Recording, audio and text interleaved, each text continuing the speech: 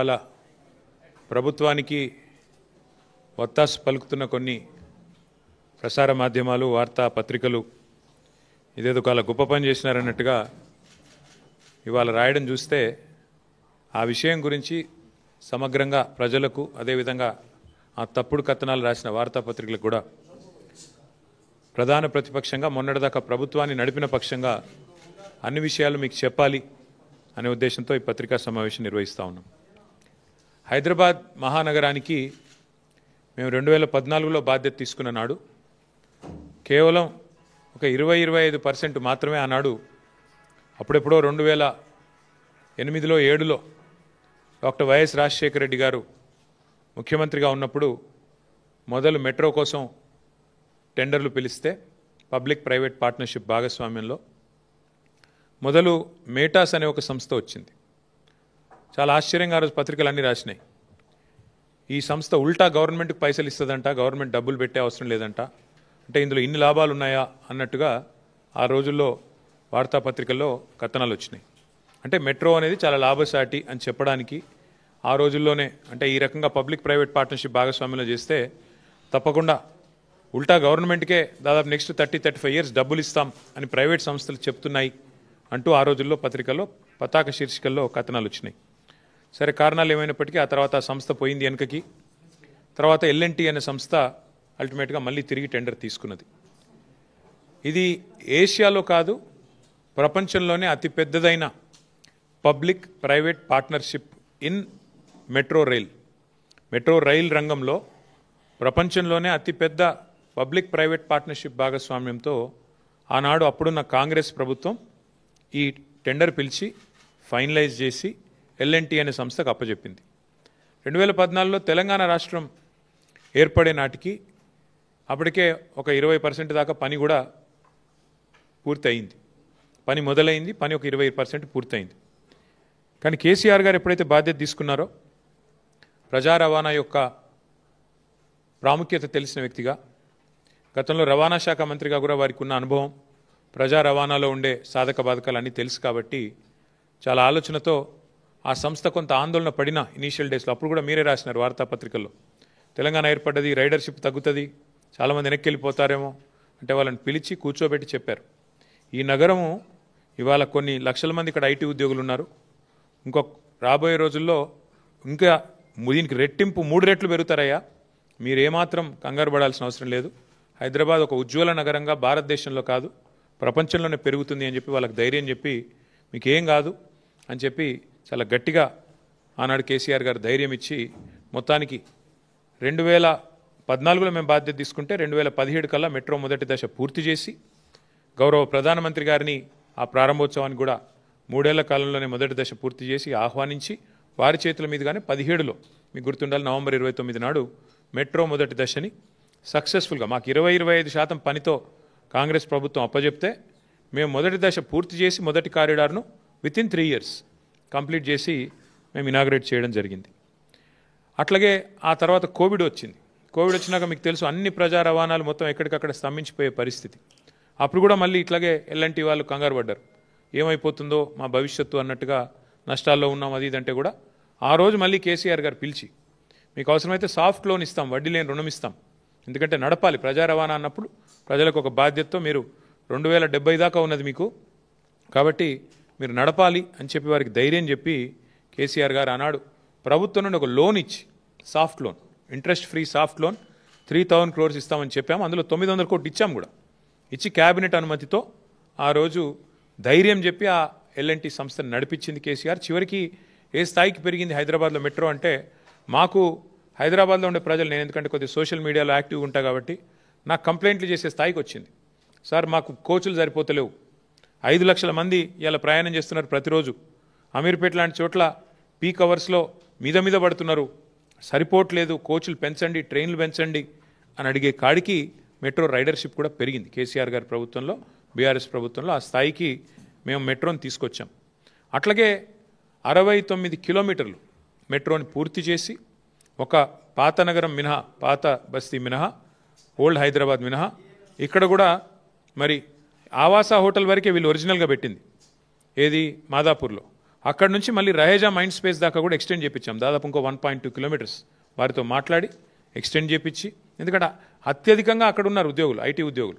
ఆ Raheja mind space అనే ఒక్క కాంప్లెక్స్లో 100 ఎకరాల కాంప్లెక్స్లో కొన్ని వేల మంది ఉద్యోగులు పనిచేస్తూ ఉన్నారు. కాబట్టి అర్థవంతంగా ఆలోచనతో స్కై వాక్లు పూర్తి చేసి ఇంత అద్భుతంగా హైదరాబాద్ మెట్రోని భారతదేశంలో మేము దిగిపోయే నాడు రెండవ అతిపెద్ద metro network in the country was Hyderabad. ఏది? ఢిల్లీ తర్వాత రెండవది హైదరాబాద్. మేము ఇంకొక పని కూడా చేశాం. దిగిపోయే ముందు మేము సరిగ్గా ఒక 6 నెలల ముందు హైదరాబాద్ మిగతా అన్ని నగరాలకు కూడా భారతదేశంలో దాదాపు ఆ మెట్రో నగరాలకి ఎయిర్పోర్ట్ నుంచి సిటీకి మెట్రో ఉంది, ఎక్స్ప్రెస్ ఉంది, మన దగ్గర లేదు, ఇది ఆలోచన లేకుండా చేశారు అని చెప్పి కేసీఆర్ గారు ఒక నిర్ణయం తీసుకొని మరి ఎయిర్పోర్ట్ మెట్రో కూడా ఆనాడు మరి మైండ్ స్పేస్ నుంచి డైరెక్ట్గా శంషాబాద్కి, ఏది ఓఆర్ఆర్ ఎంబడ తీసుకొని పోయేందుకు కూడా టెండర్ పూర్తి చేసినాం, శంకుస్థాపన చేసినాం. బ్రహ్మాండంగా మొత్తం టెండర్ పూర్తి చేసి ఎల్ఎన్టీ అనే సంస్థనే ఆ అవార్డు దక్కించుకున్నది. వాళ్ళు పని మొదలు పెట్టాలంతే. ఇంకా అద్భుతం ఏంటంటే, ఏ మాటకు ఆ మాట ఆనాడు కాంగ్రెస్ ప్రభుత్వం డాక్టర్ రాజశేఖర రెడ్డి గారు ఎప్పుడైతే ఓఆర్ఆర్ నిర్మాణం చేశారో ఒక మంచి పని చేసినారు. అందులో ఏం చేసినారు? ఓఆర్ఆర్ చుట్టూతా మెట్రో రైల్ కారిడార్ కూడా స్థలం సేకరించి పెట్టినారు. అందుకే మేమేమనుకున్నామంటే మెట్రో అనేది రహేజా మైండ్ స్పేస్ నుంచి, ఎందుకంటే అక్కడ లక్షల మంది ఐటీ ఉద్యోగులు రావడం పోవడం ఓఆర్ఆర్ ఎట్లాగూ ఉంది, కానీ విపరీతంగా పెరుగుతున్నది, చుట్టూ అపార్ట్మెంట్లు వస్తున్నాయి, అక్కడ విపరీతమైన ట్రాఫిక్ రద్దీ కూడా పెరుగుతున్నది. కాబట్టి ఇక్కడ నుంచి కేవలం ఎయిర్పోర్ట్ వరకే పోదు, అది మధ్యలో స్టాప్స్ కూడా ఉంటాయి. బుద్వేల్లో, శంషాబాద్లో, యువతల నార్సింగిలో ఇన్ని స్టాప్స్ ఉంటాయి, ఖాజాగూడలో. దానివల్ల ఏమవుతుంది, ఎవరైనా అవసరమైతే ఫైనాన్షియల్ డిస్ట్రిక్ట్లో పనిచేసే వాళ్ళు కానీ, రాయదుర్గంలో పనిచేసే వాళ్ళు కానీ, మైండ్ స్పేస్లో పనిచేసే వాళ్ళు కానీ శంషాబాద్లో ఉంటూ కూడా రోజు వచ్చిపోవచ్చు. ప్రజా రవాణా వాడుకుంటూ ఎయిర్పోర్ట్ కోసమనే కాదు, శంషాబాద్లో ఉండేవాళ్ళు కానీ. ఇప్పుడు ఏమైందంటే హైదరాబాద్లో మధ్యతరగతి ప్రజలకి మరి ధరలు ఎంత పెరిగిపోయినాయంటే, ఇవాళ హైదరాబాద్లో ఒక ఫ్లాట్ కొనుక్కునే బదులు కొద్దిగా దూరం పోతే, ఒక అర్ధగంట అవతలికి పోతే ఆడ చిన్న ఇల్లు దొరుకుతుంది 250 గజాలు 300 గజాలలో. అందుకే అట్లా ఆలోచించి చాలామంది దూర అవతలికి పోతున్నారు. సో అట్లా ఇవన్నీ ఆలోచించి హైదరాబాద్ విస్తరిస్తున్నది అనే ఆలోచనతో 37 కిలోమీటర్ల ఎయిర్పోర్ట్ మెట్రో ఎక్స్ప్రెస్ కూడా అంకురార్పణ చేసింది బీఆర్ఎస్ ప్రభుత్వం. ఇంత ఆలోచనతో ట్రాన్సిట్ ఓరియంటెడ్ డెవలప్మెంట్ ఉండాలి. ఎందుకంటే బుద్వేల్లో మనం ఆ ప్రభుత్వం ఉన్నప్పుడే, కేసీఆర్ ప్రభుత్వం ఉన్నప్పుడే అక్కడ భూమిని కూడా మేము ఆక్షన్ చేసాం, అక్కడ కూడా ఐటీ కారిడార్ తేవాలి అని. కాబట్టి అక్కడ కూడా ఒక స్టాప్ పెట్టినట్టయితే వచ్చిపోయేటోళ్ళు అక్కడ శంషాబాద్లో ఉన్నా, బుద్వేల్లో ఉన్నా, ఇంకొక ఫైనాన్షియల్ డిస్ట్రిక్ట్ ఇంకో ఐటీ కారిడార్ అక్కడ వస్తుంది. కాబట్టి ఇన్ని ఆలోచనలతో మెట్రోని విస్తరించాలి అని అక్కడ దాకా చేసినాం. దాంతోపాటు క్యాబినెట్లో మీకు యాదికి ఉండాలి, 1 కాదు 2 కాదు 400 కిలోమీటర్ల మెట్రో విస్తరణకు పచ్చజెండా ఊపింది కేసీఆర్ ప్రభుత్వం. గుర్తు తెచ్చుకోండి మీరు. మొత్తం ఓఆర్ఆర్ చుట్టూ 160 కిలోమీటర్లు, అట్లాగే ఇటు భువనగిరి దాకా, అటు సంగారెడ్డి దాకా, ఇటు షాద్ నగర్ దాకా, అట్లా ఇటు మన వికారాబాద్ దాకా అనుకుంటాను గుర్తుంటే, కడతాల్ వరకు, ఇక్కడ మహేశ్వరం కాన్స్టిట్యున్సీ కూడా కడతాల్ దాకా క్యాబినెట్ ఆమోదం కూడా ఇచ్చి దశల వారీగా చేసుకుంటూ పోతాం. ఒకటే రోజు చేస్తామని మేమేమి రంగుల కళ లాంటి సినిమా చూపెట్టలేదు. దశల వారీగా చేస్తాము. ప్రజా రవాణా అత్యంత ప్రాముఖ్యత కలిగింది. ఈ టర్ము ఖచ్చితంగా వస్తాము. ఈ టర్మ్లో మళ్ళీ ఒక 100-150 కిలోమీటర్లు చేసుకుంటాం. ఆ తర్వాత వచ్చే టర్మ్లో ఇంకింత అట్లా అనుకుని దశల వారీగా చేద్దామని ప్రణాళికలు రూపొందించాం. సరే, ఇట్లా మేము ప్రజా రవాణా విషయంలో ఆ మెట్రోను కాపాడుకుంటూ, మరొక వైపు విస్తరణకు ఏర్పాట్లు చేసుకుంటూ, ఎయిర్పోర్ట్కి ఏముండాలి, పాత బస్తీకి ఏముండాలి, ఇంకా ఎటువైపు ఏముండాలి, ఓఆర్ఆర్ చుట్టూతా డెవలప్మెంట్ ఎట్లా రావాలి, ఇంత సమగ్రమైన ఆలోచనతో, ప్రణాళికతో మేము ముందుకు పోయినాం. ఈ ప్రభుత్వం వచ్చింది, మా ప్రభుత్వం పోయింది. డిసెంబర్లో 2023లో ఈ ప్రభుత్వం వచ్చింది. వచ్చి రాగానే రేవంత్ రెడ్డి గారు తీసుకున్న మొట్టమొదటి నిర్ణయం ఏందండి? అనాలోచితంగా, బాధ్యతారాహిత్యంగా, నాకు తెలిసి మొదటిదో రెండోదో నిర్ణయం రాగానే ఎయిర్పోర్ట్ మెట్రో రద్దు. ఎందుకు రద్దు చేశారు అని ఎవరైనా అడిగితే ఆయన చెప్పిన కారణం కానీ ఇంకోటి కానీ ఎంత అనాలోచితం, ఎంత కుత్సితం అంటే అసలు అర్థము పర్థం ఏది లేదు. అప్పటికే టెండర్ అయిపోయింది, ల్యాండ్ అక్విజిషన్ కూడా చాలా పరిమితంగా ఉంది. ఎందుకంటే ఎప్పుడో కాంగ్రెస్ ప్రభుత్వం, మళ్ళీ చెప్తున్నాను నేను, కాంగ్రెస్ ప్రభుత్వమే ఆనాడు కట్టిన ఓఆర్ఆర్లో రాజశేఖర రెడ్డి గారి నాయకత్వంలో చుట్టూతా మెట్రో కారిడార్ పెట్టినారు. అందులో దాన్ని వాడుకొని జల్దీ కడదాం అనుకుంటే రాగానే ఫస్ట్ క్యాన్సల్. ఈ పాటికి అయిపోయేది ఎయిర్పోర్ట్ మెట్రో ఎక్స్ప్రెస్ కారిడార్, ఈ పాటికి 2 ఏళ్ళే దాని టర్ము, ఈ పాటికి అయిపోయేది. ఎందుకంటే అలా ల్యాండ్ అక్విజిషనే లేదు. స్ట్రైట్గా ఎట్ గ్రేడ్, మళ్ళీ అది కూడా పిల్లర్లు వేసేది కూడా అవసరం లేదు. ఎట్ గ్రేడ్ అంటే భూమి మీదనే వేసుకుంటూ వెళ్ళిపోవచ్చు. ఎంత వేగంగా అంటే అంత వేగంగా చేయొచ్చు. ఇది మా ఎజెండా ఉండే. రాగానే ఫస్ట్ నిర్ణయం రద్దు ఎయిర్పోర్ట్ మెట్రో. ఎందుకు? ఏవో పిచ్చి ఆలోచనలు, కేటీఆర్ భూములు ఉన్నాయట మధ్యలో, ఇక ఇట్లాంటి పిచ్చి ఆలోచనలతో ఈయన రాగానే ఫస్ట్ నిర్ణయం ఎల్ఎన్టీకి కొట్టిన దెబ్బ రద్దు. వాళ్ళు పోయి అడిగినారు, సార్ ఇది టెండర్ అయిపోయింది, మాకు అవార్డు అయింది, దయచేసి సహకరించండి అంటే నథింగ్ డూయింగ్, గెట్ అవుట్ అని చెప్పి ఎలగొట్టిండు. ఆడికెళ్ళి పంచాయతీ మొదలైంది ఎల్ఎన్టీకి, రేవంత్ రెడ్డికి. ఇప్పుడు ఏంది పరిస్థితి, ఏం జరుగుతున్నది అసలు ఈరోజు రాష్ట్రంలో? ఎంత దుర్మార్గమైన ప్రభుత్వం నడుస్తున్నది అంటే, ప్రపంచంలో ఎక్కడా కూడా ఒక పెట్టుబడిదారుడు ఒక డబ్బు పెట్టాలంటే, రూపాయి పెట్టాలంటే 10 సార్లు ఆలోచించుకొని పెడతారు ఎక్కడైనా సరే. అంటే అక్కడ వ్యవస్థ బాగుందా లేదా, ప్రభుత్వం బాగుందా, పాలసీ బాగుందా, బిజినెస్ కంటిన్యూటీ ఉందా, పాలసీ కంటిన్యూటీ ఉందా, లేకపోతే మళ్ళీ రెడ్ వచ్చే మొదలాడు అన్నట్టు కొత్తోడవడం వస్తే మళ్ళీ మొదటికెళ్ళి మొదలవుతుందా, ఏంది అని ఆలోచించుకొని ఎవరైనా కూడా జాగ్రత్తగా పెడతారు. అట్లాంటిది ఇవాళ ఈ ముఖ్యమంత్రి గారి అహంకారపూరిత వైఖరి, ఈ ముఖ్యమంత్రి గారి యొక్క ఏకపక్షమైన నియంతృత్వ పోకడలతో ఎల్ఎన్టీ లాంటి సంస్థ ఎంత ఇబ్బంది ఎదుర్కొంది అంటే, ఇప్పటికీ ఒక ప్రముఖ సంస్థ, అదేం చిన్న ఆషామాషి సంస్థ కాదు, ప్రపంచంలోనే పేరెన్నిక కలిగిన ఒక ఇన్ఫ్రా కంపెనీ, అది పబ్లిక్ లిస్టెడ్ కంపెనీ. ఇంకా వాళ్ళకు 2070 దాకా ఉంది ఇక్కడ లీజు. హైదరాబాద్ మెట్రోది పీపీపీలో 2070 దాకా ఉంది వాళ్ళకు, ఇంకా 45 ఏళ్ళు ఉంది. ఫస్ట్ క్వశ్చన్ ఏంటంటే, ఇవాళ ఎందుకు ఎల్ఎన్టీ అనే సంస్థ ఇక్కడ నుంచి వెళ్ళిపోయింది? దానికి ముఖ్యమంత్రి గారు, రాష్ట్ర ప్రభుత్వం సమాధానం చెప్పాలి. నెంబర్ 1, మా క్వశ్చన్ ఎందుకు పోయింది, ఎందుకు మీరు పంపించారు అర్ధాంతరంగా, ఏ కారణం చేత ఆ సంస్థ ఇక్కడ నుంచి నిష్క్రమించింది?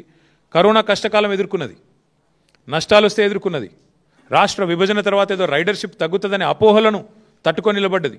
ఇన్నిటి తర్వాత ఇలా సంస్థ వెళ్ళిపోయే పరిస్థితి వచ్చింది. హైదరాబాద్ ఉజ్వలంగా, ఒకవైపు మీరే చెప్తున్నారు కదా తెలంగాణ రైజింగ్ రైజింగ్ అని, మరి అంత రైజింగ్ అంటే ఎందుకు పారిపోయే పరిస్థితి వచ్చింది ఎల్ఎన్టీ చెప్పాలని చెప్పి నేను ముఖ్యమంత్రిని కోరుతున్నాను. అట్లాగే ఇంకొక మాట కూడా, ఇది ఇట్లా ఇంత పెద్ద సంస్థ అర్ధాంతరంగా తెలంగాణ నుంచి నిష్క్రమించడం అంటే, ఇది ఒక హైదరాబాద్కి మాత్రమే కాదు, మొత్తం తెలంగాణ రాష్ట్రానికి, పెట్టుబడుల స్వర్గధామంగా ఉన్న తెలంగాణ రాష్ట్రానికి ఇది ఒక మాయని మచ్చగా మేము భావిస్తూ ఉన్నాం. సాధారణంగా ఎక్కడైనా ఒక పరిశ్రమ పెడితే అక్కడ లోకల్ కొంతమంది ఉంటారు, నాయకులు, గూండాలు, చిన్నచిన్నోళ్ళు, ఆకు రౌడీలు, వాళ్ళు బెదిరిస్తుంటారు, ఏయ్ మా దగ్గర పెడతావా అట్లా ఇట్లా అని. తెలంగాణలో ఇప్పుడు ఎట్లయిపోయిందంటే స్వయంగా ముఖ్యమంత్రి బెదిరించే కాడికి వచ్చింది. గలీజ్ అంటే పరిస్థితి. డైరెక్ట్గా నిస్సిగ్గుగా, మళ్ళీ భయం కూడా లేదు, సిగ్గుపడు కూడా లేదు, నిస్సిగ్గుగా ఎల్ఎన్టీ సిఎఫ్ఓని తీసుకుపోయి జైలు లేమని చెప్పిన నేను. శంకర్ రామన్ అనే ఒక సిఎఫ్ఓ గారు ఎల్ఎన్టీ ఏమన్నాడు, ఆయన పాపం ఫ్రీ బస్సు పెట్టినరు కానీ మాకొచ్చే నష్టాల గురించి ఆలోచన చేయలేదు. మాది పీపీపీలో ఉన్నది. పీపీపీ అంటే పబ్లిక్ ప్రైవేట్ పార్ట్నర్షిప్. మేము పెట్టుబడి పెట్టినాం ఇలా, మరి హైదరాబాద్లో ఫ్రీ బస్ పెడితే మాకు కొంత నష్టం వస్తుంది కదా, మరి మామూలు కూడా చూసుకోవాలి కదా అన్నట్టు ఏదో అన్నాడు ఆయన. ఏమైనా జైలు వేయండి, వాడిని జైలు వేయండి అంటే ఏంది, నువ్వేమైనా నియంతవా, నువ్వు ఇడీ అమీన్వా, లేకపోతే నువ్వేమన్నా ఆయన నార్త్ కొరియాలో ఉంటాడు ఒక ఆయన పుట్ట, ఆయన పేరుంది కిమ్ గాయనవా, ఎవరు పోయి నువ్వు అసలు ఎవరు పడతావు, వాళ్ళని జైలు వేస్తావా నువ్వు? ఇంత అన్యాయం, ఇంత అరాచకం ఎట్లా కనబడుతుంది నీకు అర్థం కాదు. అంతంత పెద్ద పెద్ద సంస్థలు ఊకుంటాయి అనుకుంటున్నావా? వాళ్ళకేం వేరే మార్గాలు లేవా? అంటే నీ ఇష్టం ఉన్నట్టు మాట్లాడతా, నీ అహంకారపూరితంగా ఎవరిని పడతా వాళ్ళని జైలు వేస్తా, ఇంత అన్యాయమా? ఇంకొక దారుణమైన మాట ఏంటంటే, నేను చేసిన పథకాన్ని తప్పు పడతావా గంతోళ్ళ మీరు అన్నట్టు జైలు వేస్తా అంటే, మీ తప్పులు ఎత్తి చూపితే జైలు వేసేస్తారా మీరు? ఇంత అరాచకమా? సమస్యను సామరస్యంగా ముఖ్యమంత్రి అంటే ఆయన పరిష్కరించాలి. వార్నింగ్లు ఇచ్చుడు, డాగేసుడు, కచ్చా డాగులేసుడు, ఉంటావా పోతావా అని ఇంకా బెదిరించండి. ఇంకో పేపర్లో చూపెడతానండి మీకు కావాలంటే. ఓ స్పీచ్లో చెప్తున్నాడు ముఖ్యమంత్రి, ఎల్ఎన్టీకి కేసీఆర్ అంటే కేటీఆర్ అంటే ఇష్టం ఉండొచ్చు కానీ ఇప్పుడు ముఖ్యమంత్రి రేవంత్ రెడ్డి యాద పెట్టుకోండి అంటే ఇక ఓపెన్ దాదాగిరి. వాళ్ళేమైనా మా చుట్టాలా, వాళ్ళకేమైనా మాకు వ్యాపార భాగస్వామ్యం ఉందా? ఎల్ఎన్టీకి నేను కేసీఆర్ గారు ఎందుకు ఇష్టం ఉంటామండి నాకు అర్థం కాదు. ఆయన తిక్కలోడు కానీ వాళ్ళ మీద డాగేసుడు, ఇదంతా ఎట్లుందంటే ప్యాటర్ను. ఏం జరిగింది ఇవాళ మాకు అర్థమైన కాడికి చివరికి ఆఖరికి ఆ సంస్థ మా వల్ల కాదు ఇక్కడ తెలంగాణ వ్యాపారం చేయడం అని చెప్పి పారిపోయే పరిస్థితి వచ్చింది. ఎందుకు? దీని వెనకాల లోతైన కుట్ర ఉంది. ఎల్ఎన్టీ మీద ముఖ్యమంత్రి గారి పగ ఈరోజుది కాదు. మేడిగడ్డ బరాజులో 2 పిల్లర్లు కుంగినాయి, 7th బ్లాక్లో 2 పిల్లర్లు కుంగినాయి. ఇది అక్టోబర్ 2023లో. ఆ సంస్థ ఏం చేసిన తర్వాత కాంగ్రెస్ ప్రభుత్వం వచ్చినాక వీళ్ళు పిలిస్తే ముందుకు వచ్చి రాష్ట్ర ప్రజల మీద రూపాయి భారం పడకుండా మేము పునర్నిర్మాణం చేస్తాం 7th బ్లాక్ అని వాళ్ళు ముందుకు వచ్చారు. ఈయన కోపం అది. మేడిగడ్డ కొట్టుకపోవాలని నేను చూస్తుంటే కాళేశ్వరం కూలేశ్వరం అయిపోయిందని చెప్పి నేను రోజు మొత్తుకుంటే నాకు లాభం అవుతుంది, కాళేశ్వరం ప్రాజెక్టును బద్నాం చేసి బతుకుదాం అనుకుంటే వీళ్ళు వాళ్ళ సొంత పైసలు పెట్టి రూపాయి అవసరం లేకుండా రాష్ట్ర ప్రజల మీద భారం పడకుండా ఎల్ఎన్టీ సంస్థ మొత్తం కడతానని వస్తే ఇక నేను ఇన్రోల్ చేసిన ప్రచారం అంతా చిల్లర ప్రచారం అని తేలిపోతుంది కదా అనేది ముఖ్యమంత్రి గారి దుగ్ధ. అక్కడ స్టార్ట్ అయింది పంచాయతీ. అక్కడికి వెళ్ళి ఎయిర్పోర్ట్ మెట్రో రద్దు, ఆ తర్వాత ఎల్ఎన్టీ మీద మరి ఆ మేడిగడ్డ బరాజ్ మీద, అన్నారం బరాజ్ మీద వరుసగా మేడిగడ్డ నుంచి మెట్రో దాకా వెంటాడుతూనే ఉన్నాడు, వాళ్ళని వేధిస్తూనే ఉన్నాడు ఈ ముఖ్యమంత్రి. జైలు వేస్తా అంటాడు. ఈ రకంగా పిచ్చి మాటలు మాట్లాడి చివరికి ఆ ఎల్ఎన్టీ అనే సంస్థ కక్షగట్టి మరి ఇవాళ నానా యాగి చేసి వాళ్ళని వెళ్ళిపోయేటట్టు చేసింది కేవలం రేవంత్ రెడ్డి గారే. ఏం తప్పు చేసింది ఎల్ఎన్టీ? మీకు అడ్డం వచ్చిందా? మీ బాంబులేటి శ్రీనివాసరెడ్డి గారి కంపెనీకి అడ్డం వచ్చిందా? ఇక్కడ కాంట్రాక్ట్లల్లో ఏమైంది? ఇబ్బంది ఏంది? ఇచ్చుకున్నావు కదా నువ్వే. నారాయణపేట కొడంగల్ లిఫ్ట్ ఇరిగేషన్ ప్రాజెక్టులో ఇదే ఎల్ఎన్టీ సంస్థ ఒక అంతర్జాతీయ సంస్థ. ఇది వాళ్ళకట క్వాలిఫికేషన్ లేదంట, బాంబులేటి కంపెనీకి మాత్రం క్వాలిఫికేషన్ ఉందంట. అంటే అంత గొప్ప కంపెనీ బాంబులేటిది, కానీ ఎల్ఎన్టీకి మాత్రం లేదంట. అట్లా ముఖ్యమంత్రి గారు కక్షగట్టి ఆయన సొంత నియోజకవర్గంలో ఉండే నారాయణపేట కొడంగల్ వరకు కూడా ఎల్ఎన్టీని కావాలని టెక్నికల్గా డిస్క్వాలిఫై చేయించి ఇన్సల్ట్ చేసి మీరు మా రాష్ట్రంలో నేనున్నంత కాలం పనిచేయడానికి వీల్లేదు అని చెప్పి కక్షగడితే చివరికి వాళ్ళు ఈయనకు వంత పాడకపోతే, మేడిగడ్డ కొట్టుకపోతుంది అని నువ్వు చేసే చిల్లర ప్రచారానికి వంత పాడకపోతే అది రిపేర్ చేయొచ్చు, ఆ రిపేర్ కూడా మేమే చేస్తాం 250 కోట్లు పెట్టి అని చెబితే నీకు నచ్చక వాళ్ళకు కాంట్రాక్టులు దక్కకుండా చేసి, వాళ్ళను బతకనీయకుండా చేసి, సంస్థ లాభాలకు వెళ్ళి నష్టాలకు పోయేటట్టు చేసి చివరికి ఈ రకంగా ఎలగొట్టిండి. వాళ్ళ మెడలు పెట్టి నూకేసినట్టు ఒక రకంగా చెప్పాలంటే. తెల్లారులేస్తే ఈ ముఖ్యమంత్రి గారు మీరు వింటూ ఉంటారు, ఖజానా ఖాళీ, నా దగ్గర పైసలు లేవు, కోసుక తింటారా నన్ను, ఏం చేయాలి నేను అని మాట్లాడతారు. తెల్లారులేస్తే అప్పు పుడతలేదు అని తెల్లారులేస్తే డైలాగు రోజు. మరి వాళ్ళు నేను అడుగుతున్నా ముఖ్యమంత్రి గారిని, 15,000 కోట్ల రూపాయలు ఇవాళ మీరు తీసుకున్న ఈ అనాలోచిత నిర్ణయం వల్ల 15,000 కోట్ల రూపాయలు ఏదైతే ఒక ప్రైవేట్ సంస్థ భారం మోసిందో ఇన్ని రోజులు, ఇవాళ అది మొత్తం వచ్చి రాష్ట్ర ప్రజల నెత్తి మీద పడ్డది. నీ అనాలోచితమైన నీ తప్పుడు విధానాల వల్ల, నీ బ్లాక్మెయిల్ రాజకీయాల వల్ల, నీ అహంకారపూరితమైన నియంతృత్వ పోకడల వల్ల ఇవాళ ఒక ప్రైవేట్ సంస్థ గత 12 ఏళ్ళుగా 13 ఏళ్ళుగా మరి ఏదైతే ఆ భారం అంతా మోస్తూ ఫస్ట్ ఫేజ్ అంతా కట్టిందో, ఇంకా 70 దాకా కూడా వాళ్ళకు ఒప్పందం ఉందో, ఒప్పందం ప్రకారం వాళ్ళే మోయాలా. నష్టం వచ్చినా కష్టం వచ్చినా వాళ్ళకి ఇచ్చిన భూముల్లో కట్టుకోవాలి. ఆ కట్టుకున్న ద్వారా మీకు ఐడియా ఉండొచ్చు, లేదంటే ఒక నిమిషం చెప్తాను. మెట్రో సంస్థకి అప్పట్లో ఉన్న ప్రభుత్వం, కాంగ్రెస్ ప్రభుత్వం 280 ఎకరాల స్థలం ఇచ్చింది హైదరాబాద్లో, విలువైన స్థలం. ఏం చెప్పింది వాళ్ళకి? మీరు 18 కోట్ల చదరపు అడుగుల్లో మీరు రియల్ ఎస్టేట్ కట్టుకుంటే దానివల్ల మీకు దగ్గర 50% ఆదాయం మీకు దాని నుంచే వస్తుంది కిరాయిల ద్వారా.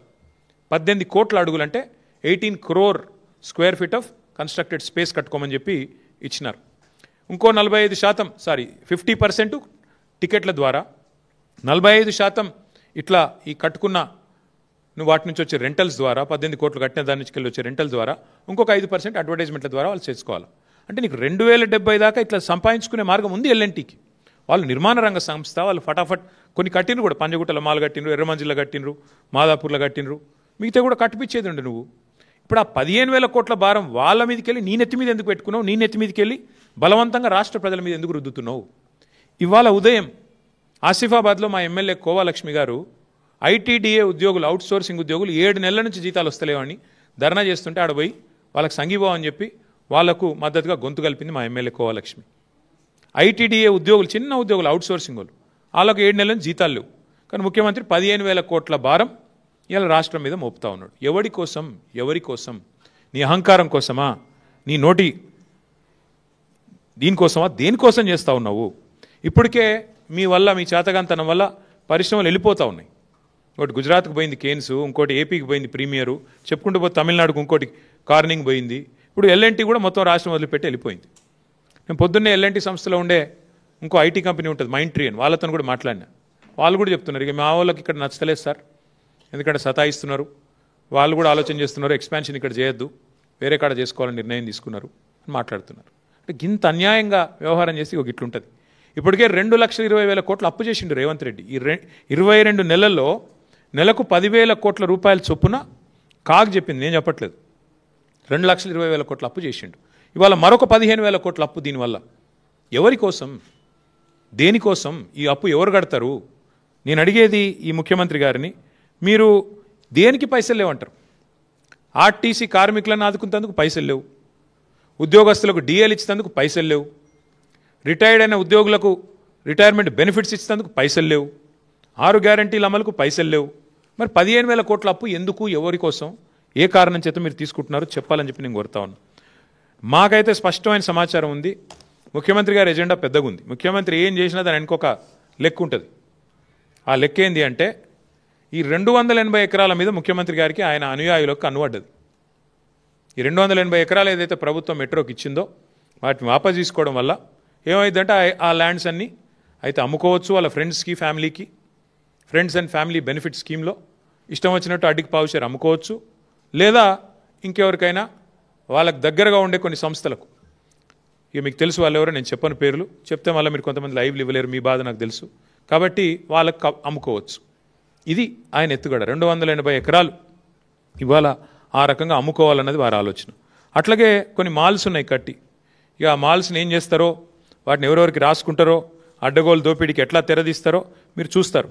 20 నెలల్లో ఒక ఇటుక పెట్టలేదు, ఒక యూరియా బస్తా ఇవ్వలేదు, కానీ 15,000 కోట్ల అప్పు మాత్రం మోస్తాం అని చెప్పి. ఇంకా విచిత్రం ఏంటంటే నాకు చాలా ఆశ్చర్యం అనిపించింది. చెప్పేటోళ్ళకి లేదు కానీ రాష్ట్రాలకు అయితే ఉండాలి కదా. ప్రభుత్వ చేతికి మెట్రో, ఇన్ని రోజులు ప్రభుత్వం చేతిలో కాకపోతే ఎవరి చేతిలో ఉంది మెట్రో? కొద్దిగా రాసేటప్పుడు చూసుకొని ఆలోచించుకొని రాయాలి కదా. పీపీపీ అంటే ఏంటి? Public private partnership. Metro is always been with government. ఇప్పుడు ఓఆర్ఆర్ మీద ఎవడో పనికి మళ్ళీ రాస్తాడు, ఓఆర్ఆర్ ప్రైవేట్ వాళ్ళకి అమ్మేసిండ్రు, అనేటోడు అంటాడు రాష్ట్రాలకు ఉండాలి కదా.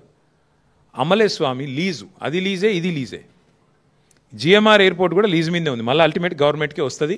ప్రజల సంపద అది రేవంత్ రెడ్డిదో, కేటీఆర్దో, ఇంకోవలదో వ్యక్తుల సంపద కాదు. ఓఆర్ఆర్ అయినా లీజ్కే ఇచ్చాము, మెట్రో కూడా మనం లీజ్కి ఇచ్చిందే కాంగ్రెస్ ప్రభుత్వం, జిఎంఆర్ ఎయిర్పోర్ట్ను కూడా ఆనాడు చంద్రబాబు గారి ప్రభుత్వం లీజ్కి ఇచ్చింది. కాబట్టి ఇవన్నీ కూడా లీజులు తప్ప ఇది ఎవరో అమ్మినరు, ఇంకోరెవరో తిన్నారు, అవన్నీ డబ్బులు వెనకాలేసుకున్నారు, ఇట్లాంటి పనికిమాలిన మాటలు కరెక్ట్ కాదు. కానీ ఇవాళ రేవంత్ రెడ్డి గారి నిర్వాహకం ఎంత దరిద్రం అంటే, ఈ 15,000 కోట్ల అప్పు, అనవసరపు అప్పు రుద్దుతుంటే దాని మీద అందంగా రాస్తారు ఏమని, ఇదేదో మెట్రో తిరిగి స్వాధీనం చేసుకున్నది ప్రభుత్వం, ఇన్ని రోజులు ఏదో ప్రైవేట్ వ్యక్తుల చేతుల్లో ఉన్నట్టు. ఇంకా విచిత్రం ఏంటంటే ఈ ఎల్ఎన్టీ సంస్థను తెల్లారలేస్తే ముఖ్యమంత్రి గారు దునమాడుతుంటారు, మేడిగడ్డ ఇట్లా చేసినారు, అసలు నారాయణపేట, కొడంగల్కి వీళ్ళు పనికిరారు అని. మరి వాళ్ళే ఏఐసీసీ ఆఫీస్ కూడా కట్టిరు ఢిల్లీలో, ఎల్ఎన్టీ. అది తెలియదు పాపం ఆయనకి, డబ్బులు ఈయనే పంపిండు కానీ పాపం పేమెంట్ ఎవరు చేసిండ్రో ఆయనకు తెలియదు. అట్లాగే ఇంకొక మాట కూడా నేను చెప్తా ఉన్నా, మేము 10 ఏళ్లలో ఎన్నో భూసేకరణ సమస్యలు అన్నీ అడ్డం వస్తే కూడా వాటిని ఒక్కొక్కటిగా వస్తాయి, రొటీన్గా ఇన్ఫ్రాస్ట్రక్చర్ వర్క్లు ఇవన్నీ వస్తాయి, అవన్నీ చేసి క్లియర్ చేసి చివరికి 70 కిలోమీటర్లు పూర్తి చేసి ఎల్ఎన్టీకి ఎప్పటికప్పుడు ధైర్యం చెప్తూ నడపండి మీరు అని చెప్పి ధైర్యం చెప్పి చివరికి 3,000 కోట్ల సాఫ్ట్ లోన్ కూడా క్యాబినెట్లో అనుమతి ఇచ్చి అందులో 900 కోట్లు కూడా ఇచ్చి దాని ప్రజా రవాణా వ్యవస్థ సాధారణంగా నష్టాల్లో పోయినా దాని లాభం నష్టం అని చూసుకోకుండా ప్రజలకు ఉపయోగపడుతుంది. కాబట్టి ఆ రకంగా మేము ముందుకు తీసుకొని పోతే ఇవాళ ఇష్టం వచ్చినట్టుగా ఆలోచన లేకుండా ఇష్టం వచ్చినట్టు రద్దు చేసినారు. ఇంకా విచిత్రమైన ఒక మాట చెప్తాను మీకు, ప్రజా రవాణా పట్ల ముఖ్యమంత్రి గారికి ఉన్న అవగాహన గురించి. రహేజా మైండ్ స్పేస్ దగ్గర రోజు ట్రాఫిక్ జామ్ అవుతున్నది, ఇవాళ రేపు మీరు రోజు వీళ్ళ పెడుతున్నారు సోషల్ మీడియాలో, పిల్లలు కూడా ఇంత ట్రాఫిక్ అయింది, అంత ట్రాఫిక్ అయింది, టీ హబ్ దగ్గర, టీ వర్క్స్ దగ్గర అని మీరే పెడతారు. కొంతమంది నన్ను తిట్టేటోళ్ళు కూడా ఉన్నారు అందులో కింద, ఎప్పుడు ట్రాఫిక్ జామ్ అయినా ఇంకా కూడా నన్నే తిడుతున్నారు. సరే అది ఓకే. వాస్తవం ఏంటంటే ఈ ఎయిర్పోర్ట్ మెట్రో వస్తే అది ఉండేది కాదు, సమస్య కొంత ఉపశమనం లభించేది. ముఖ్యమంత్రి గారికి అది ఇష్టం లేదు. రహేజా మైండ్ స్పేస్ నుంచి ఎయిర్పోర్ట్కి పోయే మెట్రో ఇష్టం లేదు. కానీ ఎక్కడికి కావాలంటే తెలుసా? Shamshabad to future city. Future లేని ఫ్యూచర్ సిటీకేమో మెట్రో కావాలంట ముఖ్యమంత్రి గారికి. అద్భుతంగా ప్రజెంట్లో ఇవాళ ఎక్కడైతే విపరీతమైన ట్రాఫిక్ రద్దీతో అల్లాడిపోతున్నారో హైదరాబాద్ ప్రజలు, దాన్ని మాత్రం బొందబెట్టిండు సక్సెస్ఫుల్గా. గింత తెలివినది ముఖ్యమంత్రి గారికి. అట్లాగే ఇంకొక మాట కూడా నేను అడుగుతా ఉన్నా ముఖ్యమంత్రి గారిని, అయ్యా ముఖ్యమంత్రి గారు మీరు పెద్ద పెద్ద మాటలు చెప్తున్నారు, మేము తీసేసుకుంటాం, టేక్ ఓవర్ చేసేస్తాం, ప్రభుత్వం తీసుకున్నది అని ఇలా బ్యానర్ పెట్టిన వార్తాపత్రికలను కూడా అడుగుతున్నా. ప్రభుత్వం తీసుకున్న ప్రజా రవాణా ఆర్టీసీ ఉద్యోగులందరినీ మేమే మా గవర్నమెంట్ ఉన్నప్పుడే విలీనం చేసినాం ప్రభుత్వ ఉద్యోగులుగా. ఈరోజు ఆర్టీసీలో పరిస్థితి ఏంటండి? ఈ ప్రభుత్వం, కాంగ్రెస్ ప్రభుత్వం వచ్చినాక ఆర్టీసీ ఉద్యోగులను విలీనం చేస్తూ కేసీఆర్ ప్రభుత్వం చర్యలు తీసుకున్నా, నిర్ణయం తీసుకున్నా, జీవో ఇచ్చినా ఈ రోజు వరకు అపాయింటెడ్ డే ఇయ్యలే ఈ ముఖ్యమంత్రి, ఈ ప్రభుత్వం, కాంగ్రెస్ ప్రభుత్వం. ఆర్టీసీలో ఇప్పటివరకు ఒక నియామకం చేయలే మీరు. అందుకే డ్రైవర్లకు, కండక్టర్లకు ఇలా విపరీతమైన పనిభారం పెరిగింది, ముఖ్యంగా ఫ్రీ బస్ పెట్టినాక. ఒక్కొక్కరు 12 గంటల నుంచి 16 గంటలు పనిచేస్తున్నారు నాన్ స్టాప్గా ఆర్టీసీలో. పనిభారం ఒత్తిడి కారణంగా శారీరక సమస్యల వల్ల, గుండెపోటు లాంటి విషయాల వల్ల కూడా, సమస్యల వల్ల కూడా చాలామంది చచ్చిపోతున్నారు.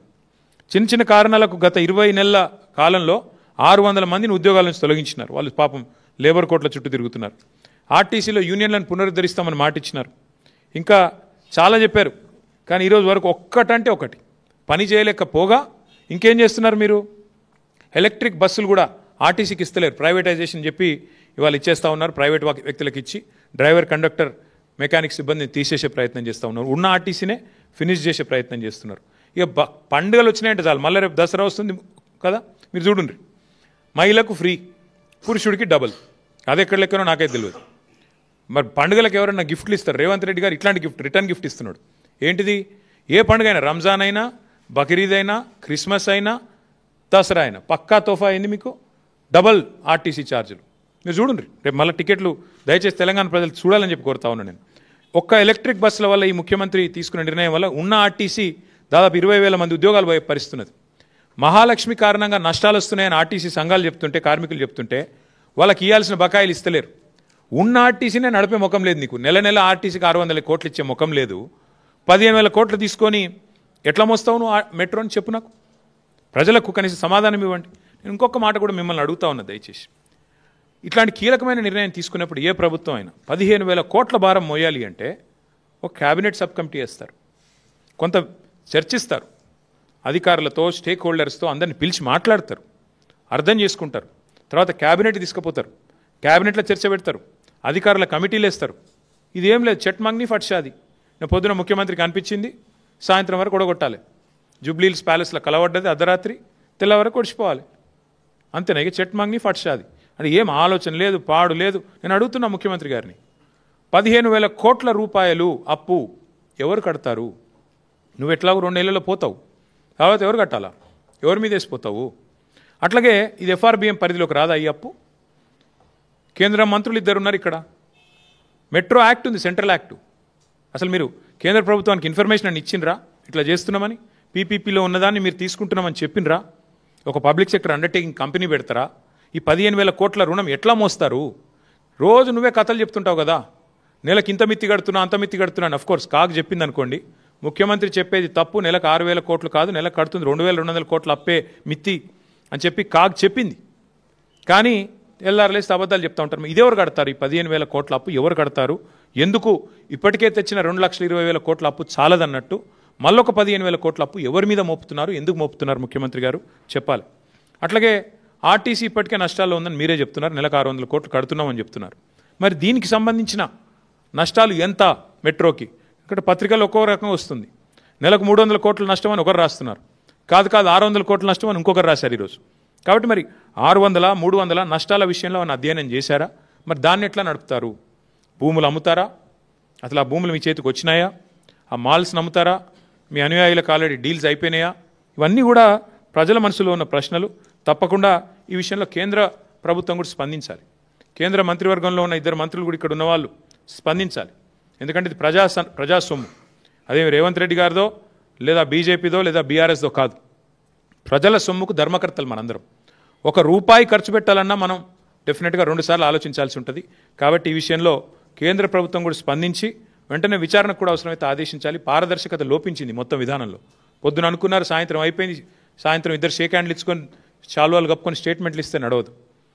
అందరూ స్టేక్ హోల్డర్స్ని అవసరమైతే పిలవాలా, అఖిల పక్షాన్ని పిలవాలా, అవసరమైతే శాసనసభను పిలవాలా, అవసరమైతే క్యాబినెట్లో చర్చించి నిర్ణయం తీసుకోవాలి. కానీ ఈ రకంగా ఇష్టం వచ్చినట్టు 15,000 కోట్ల అప్పు మేము మాకు అప్పజెప్పిపోయిన 20% పూర్తయిన మెట్రోను మేము పూర్తి చేసి ఒక అసెట్ని మీ చేతిలో పెట్టిపోతే మీరు 15,000 కోట్ల లయబిలిటీని ప్రజల మీద రుద్దుతామంటే చూస్తా ఊరుకోవడానికి బీఆర్ఎస్ రెడీగా లేదు. Will definitely take it to the people of Hyderabad. ఎందుకంటే ఇది హైదరాబాద్ ప్రజలతో మీరు చేస్తున్న దోకా. ఇది హైదరాబాద్ ప్రజలకు మీరు 15,000 కోట్ల రుణం ఏదైతే రుద్దుతున్నారో ఒక ప్రైవేట్ వాడికి తీసుకొని, నేను ఇవాళ ఇంకా విచిత్రం, ఈ నిర్ణయం ప్రకటించగానే ఎల్ఎన్టీ స్టాక్ 3 రెట్లు పెరిగిందంట, 3% పెరిగిందంట. ఇప్పుడే చూస్తా ఉన్నాను ఇక్కడికి వచ్చేటప్పుడు 3% ఎల్ఎన్టీ స్టాక్ పెరిగింది. మరి వాళ్ళకి లాభం వస్తుంది స్టాక్ పెరిగితే, నీకేమొచ్చింది రాష్ట్రానికి? మీరు చెప్పండి నాకు. రాష్ట్ర ప్రభుత్వానికి వచ్చిన లాభం ఏంది నిర్ణయం వల్ల? ప్రైవేట్ వాడు వదిలించుకున్నాడు, నీకు అంటగట్టిండు. నువ్వు వాళ్ళ చేతిలోనే ఉండి నడిపించేది మేము నడపలేదా 10 ఏళ్ళు? నువ్వు కూడా అట్టే నడపాల్సింది. వాళ్ళ కాంట్రాక్చువల్ ఆబ్లిగేషన్ ఉంది. ఏ కారణం చేత, ఏ లోపాయికారి ఒప్పందం చేత, ఏ ముడుపుల కోసం, ఏ కమిషన్ల కోసం, వేటి కోసం రేవంత్ రెడ్డి గారు నిర్ణయం తీసుకున్నారు? సమాధానం చెప్పాలి. భూముల కోసమా, ముడుపుల కోసమా? అందుకే ఈ విషయంలో పారదర్శకత లోపించింది. కాబట్టి కేంద్ర ప్రభుత్వం కూడా జోక్యం చేసుకోవాలని మేము డిమాండ్ చేస్తున్నాం. అట్లాగే మిగతా సెంట్రల్ మెట్రో యాక్ట్ ఉంది, స్టేట్ మెట్రో యాక్ట్ ఉంది, వాటికి అనుగుణంగా ఇది జరగలేదు. డెఫినెట్గా ప్రజల దగ్గరికి పోతాం. అవసరమైతే ఇంకా ఏ రూపంలో ముందుకు పోవాలో నిపుణులతో చర్చించి, పెద్దలతో చర్చించి నిర్ణయం తీసుకుంటాం. ఈ ప్రశ్నలన్నిటికీ ప్రభుత్వం నుంచి సమాధానం వస్తుందని ఆశిస్తున్నాం. రాకపోతే వారిని వదిలిపెట్టం, ప్రశ్నిస్తూనే ఉంటామని మీకు తెలియజేస్తాం. మీకేమైనా డౌట్ ఉందా? భూములు అమ్ముకోవాలి, రేవంత్ రెడ్డి గారు ఏం చేసినా దాని వెనకాల ఒక స్కీమ్ ఉంటుంది. ఆ స్కీమ్ వెనకాల స్కామ్ ఉంటుంది పక్కా. ఇది ఆయన పేరుకి ముఖ్యమంత్రి, కానీ ఆయన దందా బ్లాక్మెయిల్. కాబట్టి మీరు చూస్తారు కదా. నేను ఇంకోటి కూడా ఇదేమో ఇప్పుడు నేను చెప్పించాలి ఒక విషయం, ఇంకో పెద్ద విషయం కూడా ఇంకో 4-5 రోజుల్లో చెప్తాను. నేను ఇంకో కార్పొరేట్ సంస్థను కూడా ఎట్లా బ్లాక్మెయిల్ చేశారో అది కూడా చెప్తాను, ఆధారాలతో సహా చెప్తాను. బాంబులేటి గారు, తర్వాత పాపం కాంగ్రెస్ వాళ్ళు 2 ఏళ్లుగా కళ్ళు గంటూనే ఉన్నారు. వాళ్ళ కళ్ళు కాచిపోతూ ఉన్నాయి చూసి మమ్మల్ని అరెస్ట్ చేసుకుంటారా, ఏం చేసుకుంటారని ఇదే వేదిక ద్వారా ఇక్కడ గతంలో చెప్పాను. నేను మీకు ఏం చేసుకుంటారో చేసుకోండి, నేను తప్పు చేయలేదని చెప్పాను. ఇప్పుడు కూడా అదే చెప్తున్నాను, ఏ తప్పు చేయలేదు. ఎంత ధైర్యం ఉంటే నేను ఒక మంత్రిగా పనిచేసిన వాడిని 10 ఏళ్ళు లై డిటెక్టర్ టెస్ట్ తీసుకుంటాను అని చెప్పాను. రేవంత్ రెడ్డి గారు కూడా తీసుకుంటారా అని అడిగాను. ఆయన మీద ఏసీబీ కేసు ఉంది, నా మీద ఏసీబీ కేసు ఉంది, రండి అని చెప్పాను. ఇప్పుడు కూడా మళ్ళీ అదే ఆఫర్ ఇస్తున్నా. ఇట్లాగే కెమెరాలు పెట్టండి, ఒక 10-15 లై డిటెక్టర్ టెస్ట్ నేను మీ కెమెరాల ముందు తీసుకుంటా. నేను తప్పు చేయలేదు. నిజాయితీకి ధైర్యం ఎక్కువ. సరే, దానికి కొంతమంది అహంకారం అనొచ్చు కాక, కానీ నేనేమంటానంటే అల్టిమేట్గా నేను తప్పు చేయలేదు కాబట్టి నాకు ఆ ధైర్యం ఉంది. కానీ ఇది అప్రస్తుతం, అనవసర విషయం. అరెస్ట్ చేసుకుంటారా, ఏం చేసుకుంటారో వదిలేయండి, నాది పెద్ద ఇష్యూ కాదు. నన్ను అరెస్ట్ చేస్తే ఆయన కొంత పైశాచిక ఆనందం వస్తుంది కావచ్చు, అది కూడా ఓకే. కానీ మేము వదిలిపెట్టాం కాంగ్రెస్ పార్టీని. 4,000 రూపాయలు ముసలోళ్ళకి ఎప్పుడు ఇస్తావు? 2,500 ఆడబిడ్డలకు ఎప్పుడు ఇస్తావు? స్కూటీలు ఎప్పుడు ఇస్తావు? తులం బంగారం ఎప్పుడు ఇస్తావు? నువ్వు ఎన్ని డైవర్షన్ గేమ్లు ఆడినా మేము మాత్రం అదే పట్టుకుంటాం. మా ఇష్యూ చిన్నది. మమ్మల్ని అరెస్ట్ చేసుకుంటారా, కేసులు పెడతారా, ఏం చేస్తారా, అది ఓకే. మేము ప్రజల తరపున అడుగుతూనే ఉంటాం, వదిలిపెట్టాం.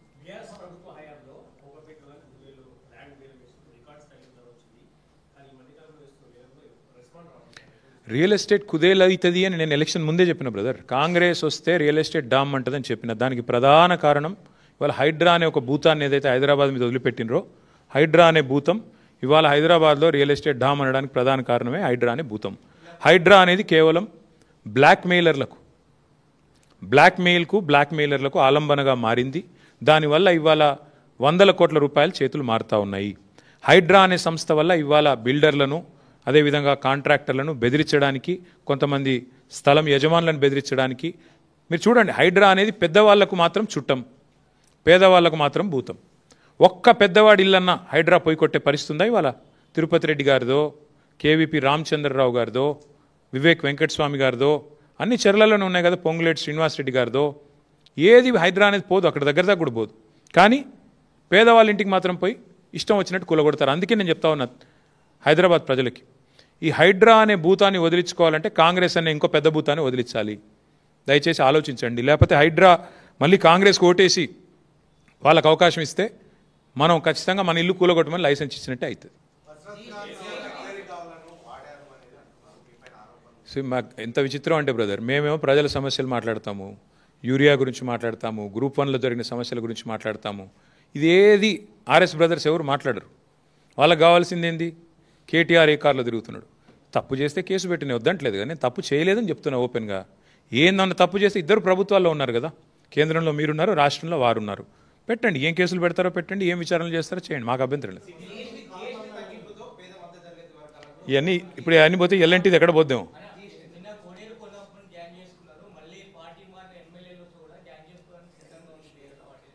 అని ఎవరు చెప్పారు మీకు? అంటా ఉన్నారంటే అన్నవాళ్ళని అడగండి, నాకు తెలియదు. ఎస్, 100కు 100% మంచి మెజారిటీ. ఎందుకంటే హైదరాబాద్లో 2023లో కూడా ఒక్క సీటు కూడా కాంగ్రెస్ గెలవలేదు. ఒకే ఒక్క సీటు అడ్డిమారి గుడ్డి దెబ్బలాగా బీజేపీ గెలిచింది. ఈసారి కూడా మళ్ళీ తిరిగి హైదరాబాద్ ప్రజల ఆశీర్వాదంతో, జూబ్లీహిల్స్ ప్రజల ఆశీర్వాదంతో మా అభ్యర్థి శ్రీమతి మాగంటి సునీతా గోపీనాథ్ గారు మంచి మెజారిటీతో నెగ్గుతారు, మాకు విశ్వాసం. Thank you.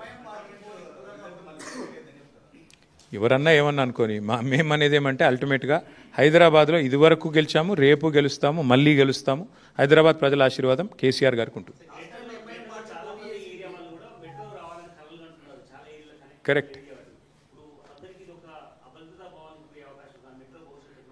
భయ, నేననేది ఒకటే. ఇప్పుడు 15,000 కోట్ల భారం ఏదైతే రేవంత్ రెడ్డి గారు మీ మీద పెట్టారో దాని గురించి ముందుగా సమాధానం చెప్పనండి ప్రభుత్వాన్ని. అది ప్రైవేట్ వాడు మోస్తున్న అప్పుల భారాన్ని నీ మీద ఎందుకు తెచ్చుకున్నావు ఇలా చెప్పు నువ్వు ఒక రాష్ట్ర ప్రజలకు చెప్పు. ప్రైవేటు సంస్థ 2070 దాకా ఆ భారాన్ని మోస్తూ నడపాల్సిన కాంట్రాక్చువల్ ఆబ్లిగేషన్ వాళ్ళ మీద ఉండే, ఆదుకోవాల్సి ఉండే వాళ్ళను. కావాలంటే సాఫ్ట్ లోన్ మేము ఇచ్చిన మీరు కూడా ఇచ్చేది ఉండే. సాధక బాధకాలు ఉంటాయి ఆపరేషన్స్లో, ప్రజా రవాణాలు మాకు తెలుసు. అది ప్రభుత్వాన్ని నడిపిన వాళ్ళుగా మాకు బాధ్యత ఉంది. నువ్వేం చేసినావు? జైల్లో పెడతా, తోడుకలు తీస్తా, నేను చెప్పినట్టు వినకపోతే ఎల్ఎన్టీ మేడిగడ్డ కూలిపోయిందని చెప్పకపోతే ఊకోను, నువ్వు రిపేర్ ఎట్లా చేస్తావు, నీకు బ్లాక్ లిస్ట్ చేస్తా అన్నట్టుగా ఇవాళ ఇష్టం వచ్చినట్టు చేస్తే ఏమైంది? ఇవాళ సంస్థ పారిపోయింది విధి లేక. 100% ముఖ్యమంత్రి గారు వారి అనుయాయులు ఆయన వెనకాల ఉండే కొంతమంది రియల్ ఎస్టేట్ బ్రోకర్లు ఈ భూముల మీద కన్నేసే ఇదంతా చేశారనేది నా అనుమానం. అనుమానం నిజమా కాదా మీరు చూస్తారు, భవిష్యత్తులో మీరే చూస్తారు ఎవరెవరి కిందకి.